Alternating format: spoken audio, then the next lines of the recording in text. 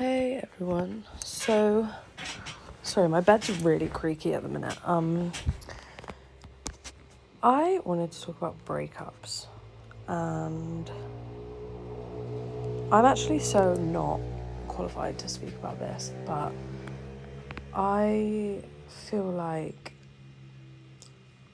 there's a real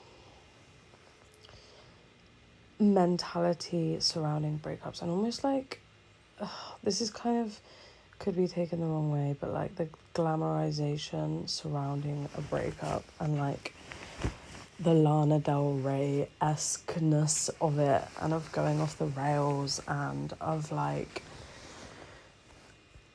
being like this pit and being in a ball in your room, and like, media breakups. Like, the first one that kind of comes to mind for me is, I don't know if any of you have seen what film is it? Legally Blonde. You know when she gets broken up with right at the start of the movie? That kind of was my introduction to breakups, and I have had like my fair few endings of relationships, and I just like didn't really care. Like, controversially, I've never really cared about a breakup. Like, I've had some people that have been like kind of psycho and like been a bit weird, but like I've never been like anything close to resembling that. Until recently, I went through like a devastating, like soul-crushing friendship breakup, and everything like like made sense to me. And it's really funny because I kind of like swore to myself that I wouldn't fall back into like bad habits during this process, because I didn't want to I wanted to like feel my emotions and like feel my feelings, and like there's definitely been times when I've like lost friends or lost like this is definitely going to be more of like a friendship based thing, because I've never had like a romantic breakup that's genuinely like affected me emotionally, like sadness wise, if that makes sense. But like, I've had exes that have made me be like, you're literally making me lose my grip on reality, like you're fucking insane. But I've never had one where I've been like, I'm so sad that this is gone, like your stereotypical breakup. So for me, this is all like friendship based. And so yeah, I really have had like this before, but never sort of to this extreme. And every time that I've like lost friends before or distanced myself from friends, I've sort of kind of fallen into like bad habits or toxic habits. I also used to smoke a lot of weed. Didn't really know if that's relevant, but definitely like sort of is a coping mechanism. And I think it's just really interesting to maybe speak on like the different ways to deal with an ending of something, especially when it's really hard to deal with, and like you could use the word heartbroken. Like, it's this, maybe this is like the first time that I've dealt with something in like a healthy way. So, and it's so much harder dealing with something in a healthy way than it is dealing with it, or not dealing with it, should I say, and masking it with distraction or filling the gap with someone else or whatever. So kind of the preface of this podcast is like how to deal with something in a healthy way, and also like how this is affecting me, so that, because I think a lot of people, I don't really know about many people, but I know like most of my friends, when they like go through breakups, whether it be friendship breakups or emotional breakups, they also go insane. Like, I think that's just like the normal human reaction, is to just like lose all your airs and graces and go like literally insane. And I'm really not trying to be like, I'm on my high horse, I am so healthy and health queen, and like listen to me, because that's not how it is. Trust me, I have gone insane many times in my life. But this time I really stuck to the like self-care side of it and prioritized myself. I literally, like, I'm not going to a festival because I didn't want to put myself in a space that would encourage bad habits, if that makes sense, you know, like, and that's not the sole reason, but I'm like glad I'm not at a festival that would have encouraged bad habits so that I can deal with this in a healthy way, you know. So I feel like I kind of have some like license to speak on this in a way, maybe, and it's also still a very new thing to me, but I've noticed a lot of drastic changes based on how I've dealt with this compared to how I've dealt with other things. And kind of being able to compare the two has really helped my understanding of relationships. So I'm not really sure why tarot's coming to mind, but you know, with like a deck of cards, I know a lot of you probably don't read tarot, some of you probably do, so this will make sense to you, but in a deck of cards you've got your suits. It's the same in tarot, and one of the suits is called cups, and the cups are about emotion, and the wands is another suit, and that's about relationships. So I don't know why this podcast is going to come to me in my head like a reading. I don't have my cards in front of me, but so quite often within a relationship, in terms of a reading, you'll get the Ten of Cups reversed, which kind of indicates that you're clinging on to some kind of emotions that are not being met, or you're so close to everything being right and being fulfilled, but it's not quite there, like that feeling of being on the cusp of an ending emotionally. Maybe like you feel like your heart's still in it but your head's not, or you'll pull the page of, what the fuck is the suit? The Page of Wands, which will kind of indicates a new relationship with a person, or a new something, or like kind of all of these. Sorry, I'm really not sure why this podcast is going this way, but I just kind of have to speak the way, otherwise it's just not going to work. So I hope this makes sense. Please follow along. Yeah, so quite often I feel like, regardless of, take the tarot out of it, I'm not really sure why that came to me, and it might continue, I hope that's okay. There'll be warning signs that you shouldn't be in the situation that you're in, or that something isn't healthy or benefiting you, whether that be through traits that you're exhibiting or the other person. There will be definite signs that either it's run its course, or it should have never started its course to begin with, or that you two are on different paths, or, you know, there's 101 reasons why people break up. And I'm not necessarily going to be talking about like cheating or anything in this, because I feel like that is a complete separate topic, kind of. As much as it does warrant a breakup, it's also like, it's such a definite reason, and it's such a clear cut, you know, there's no sort of way around that obstacle. I mean, I've been cheated on, and it was in a relationship that I thought was like so great and going so well, and you know, that's sort of like a shock to the system, but it's kind of like, you know what you've got to do. So it's not very confusing in that sense, if you know what I mean. Like, it's kind of a simple, the solution and the answer is simple in that situation. Many other breakup reasons are a lot more complex than that, and I feel like require a lot more thought and usually occur over a longer period of time. I feel like, yeah, you can get back with someone if they've cheated, but kind of usually that is the end of a relationship, or the end of the relationship as you knew it. Like, you can't really come back from that, and if you can, like, fair play to you, because I couldn't. So yeah, take out the cheating debate. If you're relating it to that, don't, because I'm not talking about that. I don't want people to like misconstrue my words.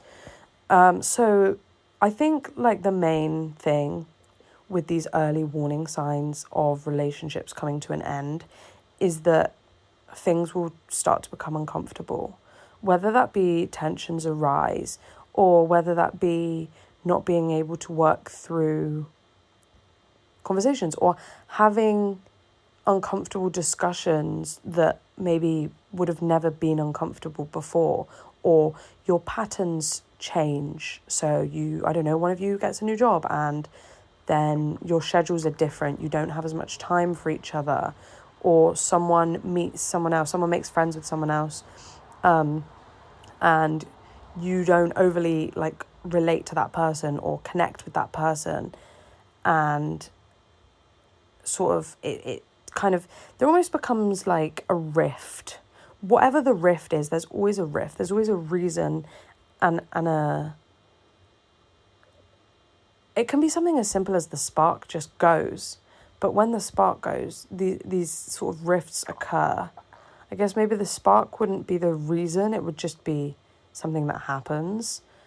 But then sort of these things start to occur after that mean that there's not, like, you just can't get back to, prime golden era. And I'm also not talking about like the end of the honeymoon period, because as much as there is a honeymoon period in literally all relationships, whether it's platonic or romantic, that doesn't mean that your relationship isn't functioning properly. I also think that's a really big thing with our generation, is we will see someone for like a few months. This is probably romantic in my head. Like, this is what I'm speaking about now, not platonic. I know maybe it could be platonic, but you will see someone for a few months and you'll be like, oh my God, this is great. And then after a few months, it will just kind of fizzle out. Like, that's really normal. And that does happen. And I think half the time, genuinely, it's not that it's fizzled out. It's just that initial spark has kind of run its course, because that does happen in relationships. The excitement kind of just tends to just not go away, but phase out. And if you don't have like a foundation built underneath that, that's why you feel like your spark is gone, because you didn't build anything. And I think you see this quite often with like, I don't know why, Too Hot to Handle, the reality shows coming to my mind. I think that's why, like, in shows like that, they emphasize like this building a connection and learning to like understand one another and build a friendship alongside a romantic relationship. Because if all you have is like either a physical connection or like, yeah, that's basically it. When that kind of starts to deplete, you're not going to be interested in each other. And I think that's why it's so important to like connect with someone on a deeper level, because then though that sort of thing of like, oh, we just fizzled out, like, did you, or did you like just not actually ever really connect, So I think that's kind of like relevant in the sense that it doesn't, that kind of, I wouldn't necessarily consider a break. I guess you weren't even together in that sense anyway, but I think that is kind of also its own separate problem. I feel like I'm like doing process of elimination right now, but that also I feel like wouldn't really come into it, because it wouldn't create like an emotional reaction. You wouldn't be like that butthurt over it. And also I feel like maybe because you don't even know each other that much, while you might still have problems, like they probably wouldn't be that deep. Or if they were that deep, it's like you don't really know what makes each other tick, because you haven't invested time into each other. So like, who cares? You're just not going to see each other anymore anyway. It's not like you've been together for like 2 years and have a life together and, Anyway, sorry, been sidetracking, but back to the main point. So there'll be issues. There'll be glaringly obvious issues. And I feel like quite often this is when we push them down, because we don't like change as a human race, a species. We don't want to face the reality that we might be running our course. We might be coming to the end of a relationship with someone that we valued so highly, or that we respected and sort of held in such high regard, maybe even had on a pedestal. And it can be really confusing for our brains to understand that it's normal that these relationships can phase out, and especially when you start to see traits in someone that don't match what you like thought of them, and they start maybe exhibiting behaviors that are like out of character or that you wouldn't have expected. That can be really confusing. And that, I think, is quite often where we start to make excuses and rationalize their behavior. And this is something that's always got me in a sticky situation. Like, not even in as deep of a way as that, but I find that one of my issues is that I will rationalize people's bad behavior, especially when they do it to other people. So like, if someone's not nice to someone else, or like, say for example, you work with someone and they're not very nice to someone else that you work with, but you get on really well with them, so you kind of just, I don't know, you just, as bad as it sounds, you just kind of let it happen. Or you just maybe don't let it happen. You acknowledge that it's not nice, but you don't really feel you can speak up because it's almost like, well, it's not my situation. And then they start being mean to you and you're like, maybe if I'd have just said something initially or just not allowed that behavior, that wouldn't have happened to me. Because it's almost like, because you accepted it from because you were okay with them doing it to someone else, why are you not okay with them doing it to you? Like, what makes them any different to you? And like, that's where the justification of it comes in. It's like, yes, you found a way to justify it, but that still doesn't make it okay, because how do you feel now it's happening to you? Not good. Even though it's the exact same behavior that you allowed them to do to someone else. Does that make sense? I hope that makes sense. But I think this is what we quite often do with people in our lives where things are getting a bit rocky, is we just excuse their bad behavior. And I also think as well, this is another thing kind of linking back to what I was saying earlier about, if you don't have that sort of deep connection with someone where you can call them out on their bullshit, it can be really hard to do this. Because like, have you ever had a friend where you have such a solid relationship with them and you know that if they were upsetting you, you could call them out and be like, hey, like, I'm really feeling upset about a comment you made yesterday. Can we please discuss it? And they're just like, oh shit, I'm so sorry, I didn't realize. Like, yeah, of course I won't make that comment again. Because I do have friends like that, and they are some of the most secure relationships ever. And it's amazing to be able to have that honesty and vulnerability to be able to be like open about what makes you tick and what upsets you. Because I think so many of us, and don't get me wrong, I do have friends that are not open to receiving that. And I also think that you have to be open to being honest about that. I think so many of us don't want to be upfront about how things make us feel. And because we're not honest about it, it's like a big scribble in our head, and we can't actually decipher what is making us upset. So we just go straight for the blame and the resentment. And I know that everyone listening to this knows what it's like when you start to resent someone, because that is literally the worst feeling ever. Like, I've had it with friends, I've had it with co-workers, I've had it with people I've been dating. Like, you just start to resent them, but you don't know why. And then when you look back, you realise it was because there was all these things that kind of were unsaid about how they were treating you, or things they were doing or saying that you didn't agree with, but because you didn't have that level of communication where you could say, oh, I don't like it when you tell me I'm fat. Like, do you know what I mean? I don't like it when you make jokes about my skin and acne. You get what I mean? Like, these are really shitty examples, but like, we don't feel, half the time, I guess, if you don't have these relationships, you don't feel comfortable in having those conversations, but you're kind of doing yourself a disservice here. Because my logic in life is, and Lewis always says this to me and it's like stuck with me, it's kind of my logic, but he put it in a quote: hard choices, easy life; easy choices, hard life. And I think that just really makes a lot of sense, because you have to make that hard choice to be vulnerable in that moment to sort of prevent further issues from occurring. But if you make the easy choice of not saying anything and not doing anything,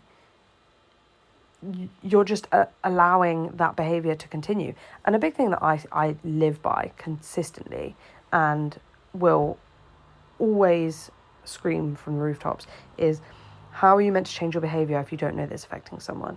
Because how many times has someone like burst their fucking bubble with you, and they've like gone off at you and screamed at you and shouted at you, and all this stuff's come out, and you've been like, whoa, I literally just ate the last piece of cake. Like, what? Where has this come from? And they're like, you're selfish, you're greedy, you always eat my cake, you never think about if anyone else would have wanted the cake, and I hate you. And like all these things that seems so blown out of proportion, but realistically it's just a collection of all of these different things that have been adding up over time. And this is quite often how breakups happen. See what I did there? I segued. I'm so good at segueing. Even if you don't think I'm going to segue, I always segue.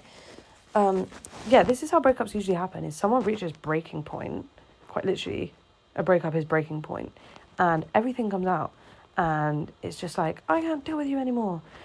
You never walk the dog, and you never shower enough, and like, I don't fucking know, whatever it is. And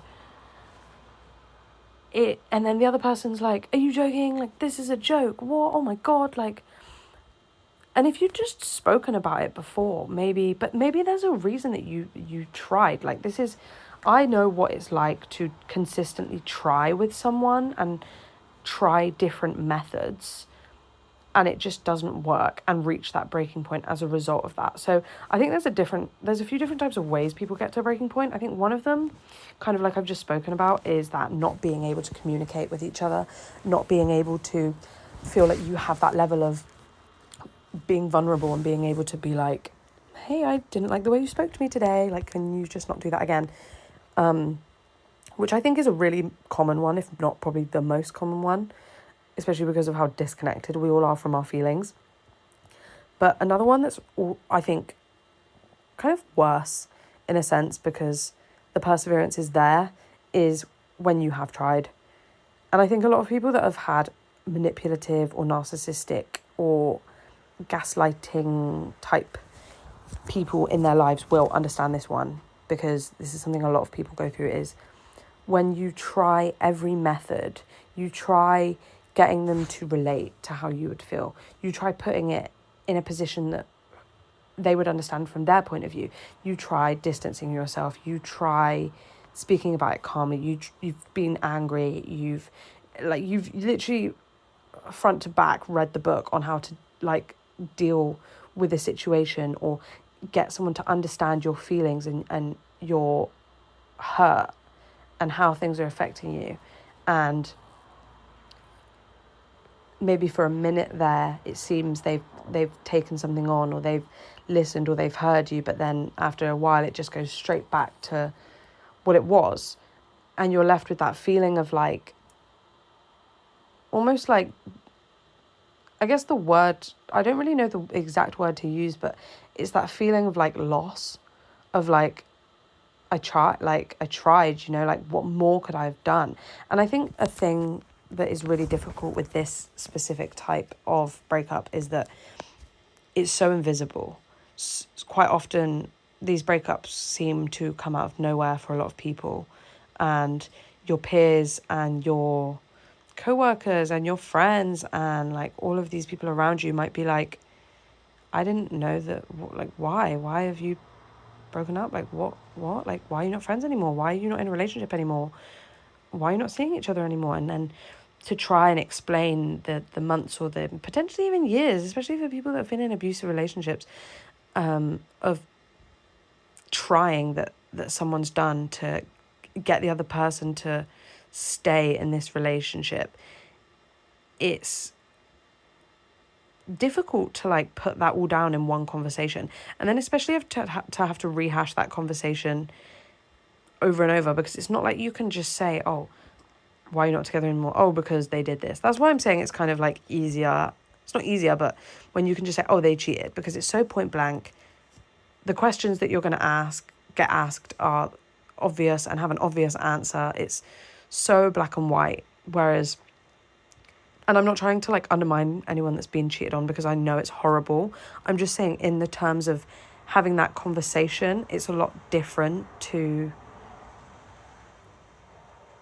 what I'm referencing now. Sorry, I'm not trying to upset anyone, but yeah. And then I think it's really difficult for people to empathise, unless they've obviously been through that themselves, as to how much you put in to try and retain what you had, and to sort of have that consistently, like, not thrown back in your face, but like have that undermined every single time. It really does like wear you down, you know? Like, there's so many people that, like, I personally would still be friends with if I felt changes had been made, you know? And there's probably people that would still be friends with me if they think I'd made changes.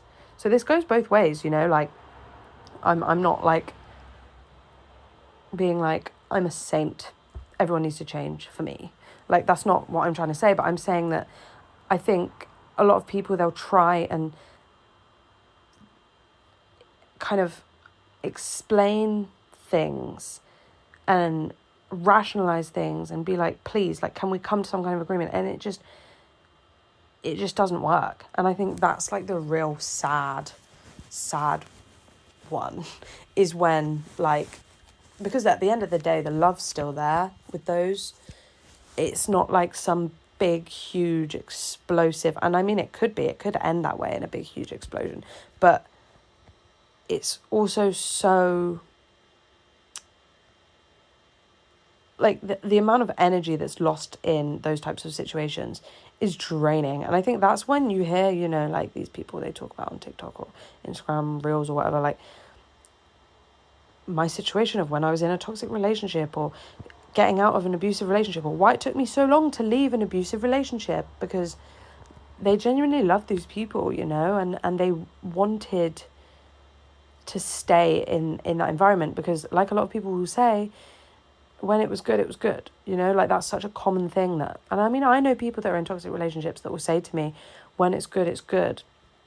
And, like, I think that's such a difficult mindset to get out of, is that realistically it should be good most of the time. Obviously not 100%, but I do think 90% of the time relationships should be positive experiences. Like, if you're coming away from a relationship, like, more than 20% of the time feeling upset or feeling drained or feeling dissatisfied in some way, it's probably because that relationship's not for you. Either it's run its course, or you're not compatible, or, you know, whatever. And I think sometimes we can look for a problem where maybe there doesn't need to be one, because we kind of feel we need a reason to not spend time with someone anymore. Like, I think there's been a lot of times in relationships where I could have just bit the bullet and been like, we could just drift, that's fine. But I felt like I didn't want to lose a connection with someone, so I carried on spending time with them, even though it would make me feel like shit, and then would get annoyed when they would do things that I didn't like, even though I kept going back, knowing that they were going to do things that I didn't like, and knowing that it was going to make me feel upset. But just because I was like, well, if I don't do that, I'm going to have no other friends. And one thing that, like, I would like to make very clear is friends really do come and go. I think so many people get in a habit of, like, they have the same friends for years and years and years, and, like, you don't need to do that. Like, if that's the most fulfilling friends you've ever had, and you're, like, really have a super close bond and you're so happy, like, I am so jealous of you.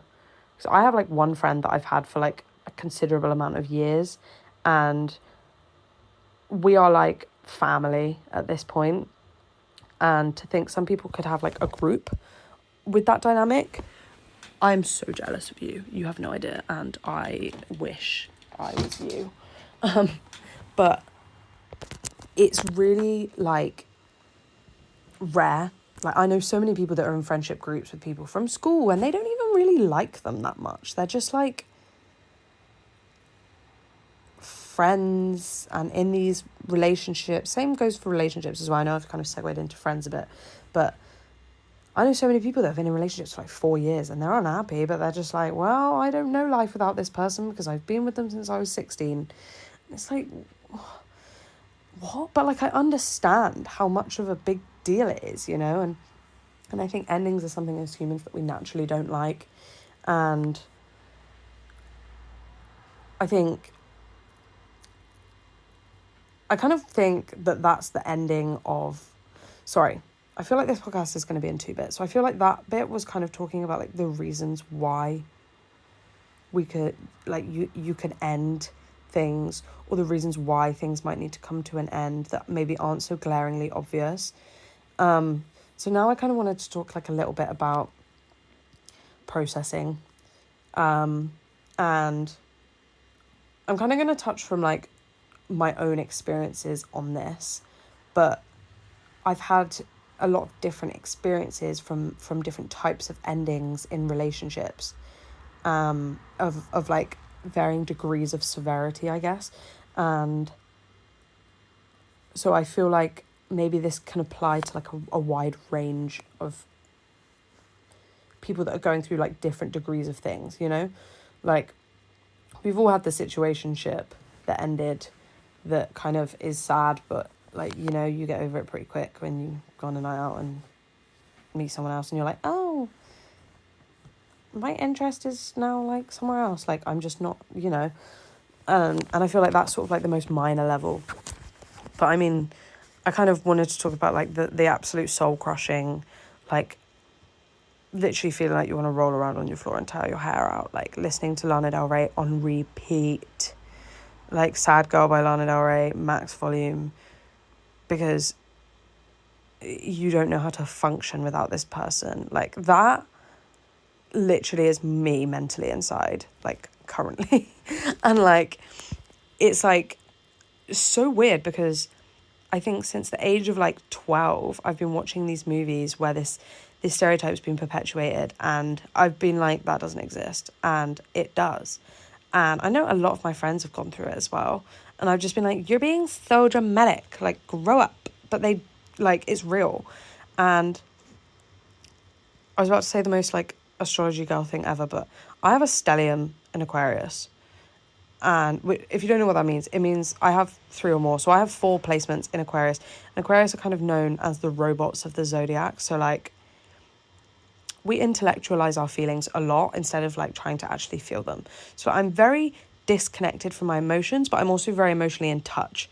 Like, I understand why I feel all my emotions, and I'm very emotionally mature in the sense that I can understand, like, if I'm triggered by something, I can understand where that comes from instead of just blaming the stimulus in front of me, type of thing. Like, I'm very competent at understanding that. But as for actually processing and dealing with them, that's always been something that I've sort of struggled with throughout my life. So that's just a little bit of backstory there to help you understand like where I'm at going into this, as someone who's never really like been one to like roll around on the floor and like kick their legs and scream and cry. Like, I'm not really that sort of person, you know? Also, I thought, so, yeah, I mean, I've also, like I said at the start, like, used a lot of self-sabotaging coping mechanisms to try and deter me from actually dealing with things, or to use it as an escape or like a distraction. And I think there are a few common ways that people do this. I think drugs and alcohol are a big one. Like going out, socializing, speaking to new people, meeting new people, which at the surface doesn't seem bad, but if it's if it's like paired with mind-altering substances, whether that be you're smoking weed, whether that be you're taking pills, whether that be you're drinking a lot, like regularly, not to the point of where it's just like recreational, you know, where it's obviously you're trying to speak to all these new people as like a distraction. I think that's a really common one that can kind of be almost overlooked, is the overly sociable method. Obviously, I know a lot of people kind of shut themselves off and become a hermit. That's very standard. I think there's also, like, trying to think of like some other. I think a lot of people actually just do kind of go a little bit batshit insane. I had an ex, like, a while ago, and he like quite literally lost his grip on reality. And it was a bit scary. And I didn't really know how to deal with that. But we're on okay terms now. He's fine. But I think he's fine, actually. I don't really know how his mental state is doing. But that is also another thing. I think a lot of people do go insane. I mean, you hear about, like, the amount of women that are killed by their, like, ex-partners. It's, like, really concerningly high rate. So that is something that, as females, we do have to consider, unfortunately. So to the men watching this, don't take this as an attack. It is a statistic that is really, really high. But I think the most kind of typical responses are the ones that I've just laid out. So either distracting yourself with something, like some form of stimulus to cover up the fact that you're feeling sad, being a hermit and just sitting in your room crying all day, like Elle Woods in the movie Legally Blonde, or just becoming a psycho and going crazy. So I think I would say they're like the main three. And the one that like I can kind of speak on most is another one, which I guess is kind of like the least common one. And the only reason I can speak on this is because like it's kind of what I've been going through for the last like few months. So it's kind of what I can relate most to. Don't get me wrong, I've been psycho before. I've been through that before. And I will probably touch on that later. But for right now, I wanted to speak about how to deal with things healthily, because that's really important. And I've been learning how actually really hard it is. So like I said earlier, I used to always really deal with things in a really, I'm trying to think of the word. I'm very spontaneous, but not the good one, like not the good one in this situation. Erratic, that's the one. Not like, I'm so spontaneous, like, let's go and jump in the river. Like, I'm not like, no, I'm not trying to be like, I'm so wild. Like, that's not how it is. I'm erratic. I also have ADHD and probably a little bit of like some psychotic tendencies in there somewhere. I'm really airing it all out for Spotify today. Sorry, it's a bit too much information. But so I feel you all that deal with things in those ways, because me too. And that's always the way that I've dealt with things, is when something doesn't go my way, or someone leaves me, or someone like, because like me, like everyone else on the planet, I have abandonment issues. So when I felt threat of being abandoned, I would just be like, whoa, you hate me, and I just go off the rails. And like quite literally go off the rails. Like, yeah, it wasn't good. So when I went through this recent ending period that was kind of actually like my choice, like I made the decision that this relationship wasn't good for my mental state and needed to be put to bed like ASAP, I decided to take the high road, as one would say, and like not self-sabotage. And the first thing that I realized was that I was actually like fucking depressed. Like, there's actually no way to like shimmy around this. Is like the sadness that I have felt, the like mourning. Like, I don't know if any of you know what ambiguous loss is. I read it in a book once when I was like 7, maybe not 7, maybe like 10. It's basically like when you feel like someone's died, but they haven't actually died, but your body is mourning them as if they're dead. And I've never experienced death before, but this is only what I can imagine death feels like. And I've never experienced this before. And it is rotten. Like, I feel like a rotten box of strawberries that's been left to rot in the fridge. Like, I feel deflated, and like, I know any of you that have gone through this will like completely understand what I mean. And it's such a funny thing because I'm doing everything right this time, you know? And it's funny how much easier it is to self-sabotage and how much better it feels.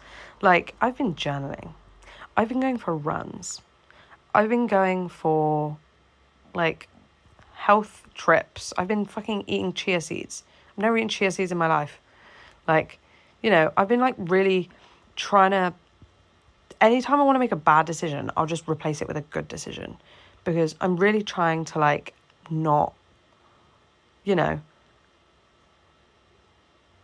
like store, basically I just don't want to store negative trauma in my body, because I know like trauma is stored in your body. And like, long story short, this is kind of weird and like off topic, but I got really ill like a few weeks ago, and I was off work for like 3 weeks, and I had like this super intense pain like all over my body, like this joint pain. And I don't know if it was like some kind of like spiritual purge or whatever. So if anyone's like spiritual and can kind of like help me out here. But I feel I like experience spirituality like very physically in my body. Like I feel things in my body. Like if I'm doing a reading for someone, like and say for example they feel like trapped, I'll like get the feeling of like being behind bars. Or if they've been like assaulted, I'll like literally feel myself being like punched. I don't know, it's really like weird and hard to explain, but that's just like the way my body operates. So like I was doing someone reading the other day, and they were like, they like could feel like they didn't feel like they had a voice, and I felt like there was like a cube in my throat. Like it's the only way I can describe it. So anyway, I start getting all this pain coming out all of my joints, and every day it's a different joint, but predominantly my hips, like really super bad in my hips. And for anyone that doesn't know, trauma is stored in your hips, like, and a lot of it. And I kind of made the connection that maybe the reason that I was like experiencing like all this really bad pain, like I had all these blood tests and everything, like I literally thought I was gonna die. Nothing came wrong in the blood tests, it was all fine. But I kind of had this like realization, maybe potentially, that all of this pain that was coming out was this like trauma, because I was like actually dealing with things fucking properly like an adult instead of a child. My body was like actually like processing things and releasing it, and it was releasing out as pain, because that's the way I release things, is like through physical meaning, like through physical needs. That's how it comes out of me. I really hope that makes sense, because I know it's like kind of sounds weird, but we are 42 minutes in, so I don't actually know if anyone's still listening. But yeah, so that was like the first thing I noticed, and I know that probably will only apply to me. If that applies to anyone else, like please fucking message me, because I would love to have someone to relate with on that. But yeah, I started like journaling, whatever, and like being okay with like being depressed about it, and like making good decisions and whatever. And then yeah, I felt like gravely ill and thought I was gonna fucking die. I didn't die though. I came back out.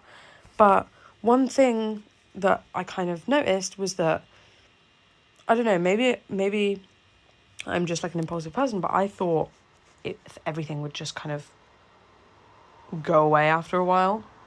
And like I said before, I've never dealt with death, but I know a lot of people that say they've dealt with death.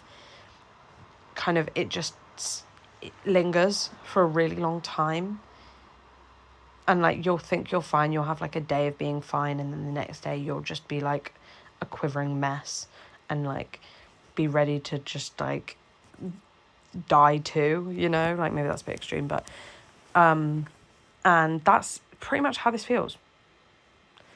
And like, I've kind of feel like, because I've made the decision to deal with this in like a like normal way instead of like a problematic way, I'm like experiencing kind of a double-edged sword, because it was such a big part of my life that I've lost, alongside the fact that it's like I'm not using all these coping mechanisms. It's kind of like a double-edged sword. So I guess I can't really speak from having like a super bad breakup before, and then it being like me dealing with it in a bad way, you know? I can't really speak about that, but I can speak about it from the way it is now. And I think the worst thing is just like the loss, like the feeling of loss. And like, I'm sorry, my brain switched off, I've got to end it. And it's 4. Sorry. That was such a shit ending. I don't think there's ever been a worse. I was literally mid-sentence. I'm so sorry because I actually hate when this happens. Like, I'll be like halfway through a really good point and then my brain will just switch off. But I really hope this is okay. And I love you all. Goodbye.